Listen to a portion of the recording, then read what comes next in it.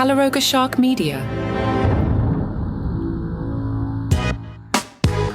Hello, I'm Johnny Mac with your daily comedy news. You may have seen that Colorado's top court ruled that former President Donald Trump is disqualified from returning to office, etc., etc. Jimmy Fallon joked, Christmas is almost here and people are already returning gifts. In fact, Colorado returned Donald Trump. Fallon again, the insurrection clause is the 14th Amendment, which was ratified in 1868. Right now, President Biden's like, I supported it then, I support it now.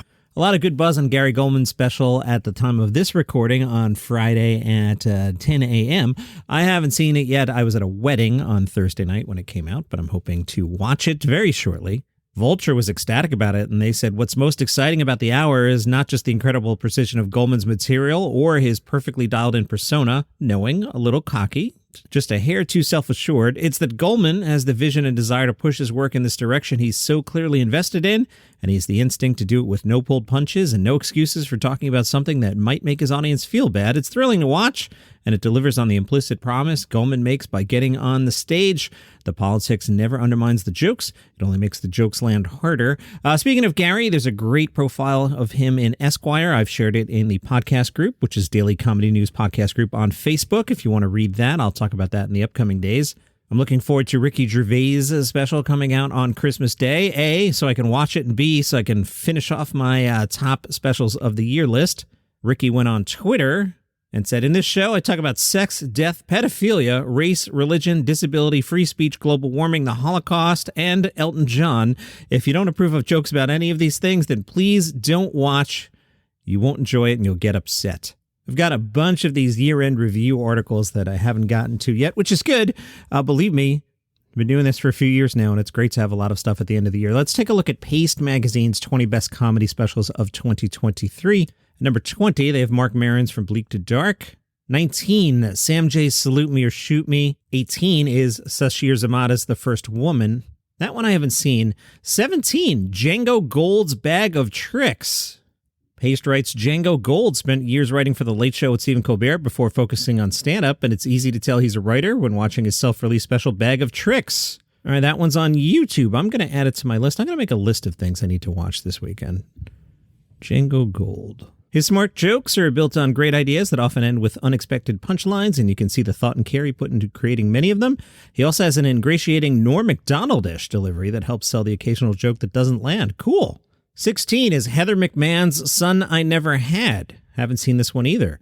That one is on Netflix. Netflix hasn't surfaced that one for me. That's interesting how the algorithm works, isn't it? 15, Josh Johnson's Up Here Killing Myself. Good list, Paste Magazine. New York-based comedian Josh Johnson describes growing up poor with candor and, of course, humor during the first part of Up Here Killing Myself. Whether accounting the seamless bag his family cereal came from on the questionable quality of their local pharmacy, he paints an effective picture. That one's on Peacock. I have added it to my list. I got a lot of things to watch this weekend. That's great. 14, Brad Wenzel's Joke, Joke, Joke. Paste Magazine writes, Joke, Joke, Joke. It's just that, a succession of hilarious bits without any segues. I've added it to my list of things to watch. With several things on my list, the comedy snob, I'm going to have a quick hook. So these things better have good openers, or I'm going to be like, I have 7 other things to watch. Brad Wenzel's special looks like it's on YouTube. 13, John Mulaney, Baby J. I'll talk about that during the week. Kyle Kinane, Shocks and Struts at 12. Criminally Underrated. I have that one very high. Nate Bargatze, Hello World at 11. I have that very high. Mike Birbiglia, The Old Man on the Pool. As I've said a few times, I think you guys will like it, and I have reasons I didn't. Number 9, I'm seeing a lot of buzz on this. I definitely want to get to this one this weekend. Dina Hashem's Dark Little Whispers. Taped at the Lincoln Lodge in Chicago in late 2022, Dark Little Whispers opens to Dina on stage as metal music blares, a song featuring her on drums and vocals. The juxtaposition is clear. Hashem may possess an understated presence on stage, but that just accentuates her electric sense of humor. That one's on YouTube. I like this list a lot because it's not just the same names that we see over and over on the other lists. Very nice. 8, Mae Martin's SAP. Didn't do it for me. 7, Emma Arnold's Myself. That special's on YouTube. Paste writes, Arnold finds pleasure in what some people might call the little things, which are not so little after all and certainly not to be taken for granted. Namely, thinking of her mentioning dental insurance.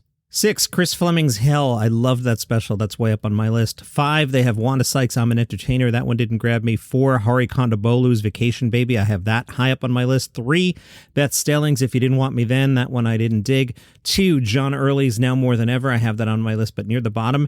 And they have as number 1, Joe Perez, Slow and Steady. That one didn't make my list. I'll explain my reasons for that later in the week. Here's another deep dive. I really like this one from the Toronto Star, 10 comedy albums that make us laugh and think. I did skim this one. What was surprising to me is I was unfamiliar with all these people, so I appreciate this stuff. I also like learning about these things. Now, the Star says these albums are available to stream. I hunted around in the places I use, and I wasn't able to find them, which is part of the reason I'm not familiar with them. They have Nikki Payne, Nikkipayne. Nikki's album is called Performative, the Toronto Star says. Nikki deals with her aging parents, mental health issues, and her awkward sex life. Next up is Deanne Smith's Chiweenie in a Tank Top. The Star writes, a couple of this album's best jokes reference their ties here to Toronto. One surreal but uplifting one is set on a plane from Toronto to LA, while another chronicles their sarcastic inner voice at a dinner party thrown by astronaut Chris Hadfield. But the funniest track involves meeting John Hamm at a bar, which caused the comic's poise and clarity to be momentarily and hilariously put on pause. I don't know what order this is in. It's not alphabetical, and I don't know if we're going from best to worst, worst to best, or what order they came out in, but there's a number 3 next to Paul Thompson's album called Horny. Much of the material on this album is NSFW. Yeah, no kidding from the title. He wishes he could be on news events the same way he does sports outcomes or a reverse catfish scenario. Thompson is utterly, completely himself. 4, Andrew Barr, B-A-R-R, Pursuit of Happiness.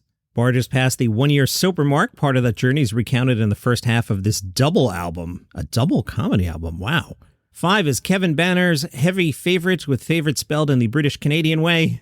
Whether he's weighing in on bad tattoos or anger issues, joking about being a new dad, or trying not to intimidate women on sidewalks at night, he's got a smooth, effortless delivery that belies how carefully his jokes are crafted. 6, Logan Brown's Black Man, White Privilege. Most of the songs are too raunchy to describe. One involves, these are too raunchy to describe. One involves animals? Let's move on. Melanie Dahling, D-A-H-L-I-N-G. Greetings from the big city. She's from Winnipeg and jokes about moving to Toronto and being broke. 8 is Mike Rita's Live in Toronto. The bulk of the album draws on his Portuguese immigrant parents who attempt to follow the Raptors, take edibles, and watch porn on their phones, all with amusing results. That sounds fun. Chuck Byrne, B-Y-R-N. His album is called Pounding Fatties. He's wearing a cowboy hat and making a silly face on the cover here. The Toronto Star says, they say comedy is a young person's game, but Byrne, the most mature stand-up on the list, just keeps getting better. Relationships, fatherhood, visiting the U.S. Byrne covers them all with a signature laid-back style. Number 10, Meg Mackay's Clown Baby, M-A-C-K-A-Y. The Star writes, a couple years ago, I reviewed McKay's debut album and concluded she hadn't yet found her voice. I'm pleased to say she now has, and it's quirky. Glenn Sumi wrote this, and I will share it in the Facebook group, which is Daily Comedy News Podcast Group. Great stuff from the Star there. Let's do one more. From Vulture, the best comedy books of 2023. 10, A Guide to Midwestern Conversation by Taylor K. Phillips. Phillips breaks down the elements of the aggressively normal. Friends, relatives, and acquaintances who are content to drive around, eat lots of casseroles, reluctantly entertain guests, engage in gift-giving one-upmanship, and never ever say what they're thinking or feeling. 9, The Time Meowsheen, a talking cat's Y2K quest to save the world by Marty Beckerman. Vulture writes, what can I tell you when the book's subtitle lays everything out so bluntly and hilariously? You're either going to read this right now or permanently reject it with disgust. Dr. Tara Switcher lives in 2040 in a hellish post-climate change world with a robot cat. 8, Funny, You Don't Look Funny. Judaism and Humor from the Silent Generation to Millennials by Jennifer Kaplan. 7 is Sure, I'll Join Your Cult by Maria Bamford, her memoir. 6, Grief Strike, The Ultimate Guide to Mourning by Jason Roeder. The memoir in the form of a third-person faux manual. Roeder wrote the book as part of his own process in coming to terms with the loss of his mother.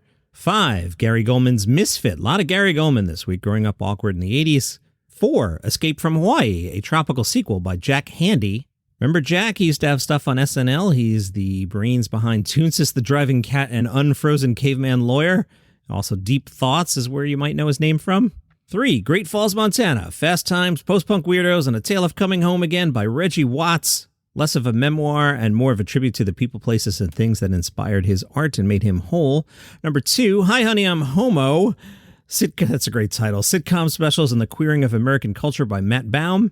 And Vulture's number 1 comedy book of the year, Kind of a Big Deal, How Anchorman Stayed Classy and Became the Most Iconic Comedy of the 21st Century by Saul Austerlitz. I'll share that in the Facebook group too. You got a lot of reasons to go over to Facebook today. It's Daily Comedy News Podcast Group. I've got episodes for you every day. I'm not going anywhere. So if you enjoy the show, tell a friend about it. And if you're driving to grandma's house and you want to kill 10 minutes, you could put on the podcast or come back on Tuesday and listen to the 4 episodes you missed, however you want to do it. But I will see you tomorrow.